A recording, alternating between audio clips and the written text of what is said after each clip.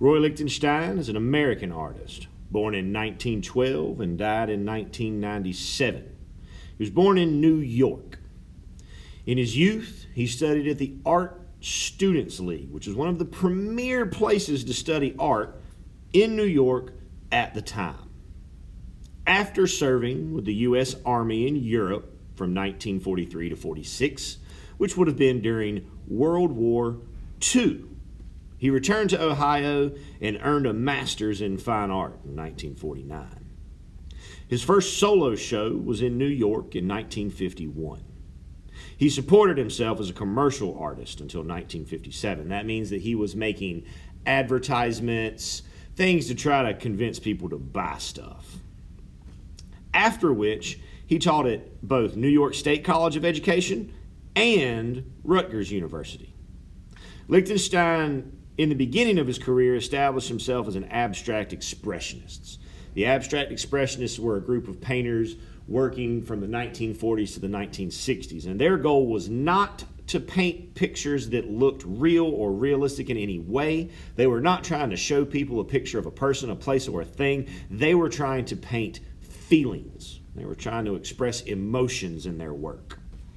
But in the late 1950s, he had a change of course, and he started using pop culture as his main source of inspiration.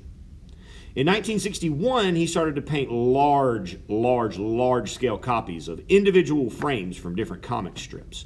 Usually, they would have a romantic or military story behind them, and they would be complete with speech bubbles. Lichtenstein even went so far as to hand paint the Ben-Day dots, which you can see in the background of many of his paintings.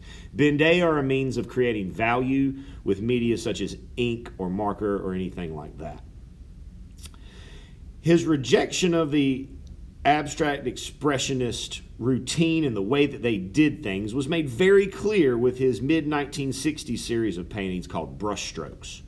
These were slickly reproduced images that showed a streak of dripping paint, falling, sliding, dripping down across a Ben-Day background.